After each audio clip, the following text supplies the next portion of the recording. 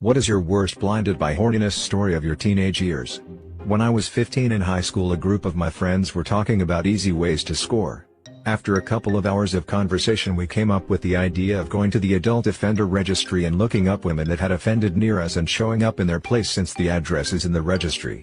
This was in the early days of the internet, 2005, so a couple of days after that conversation I pulled up the adult offenders registry and looked up my options.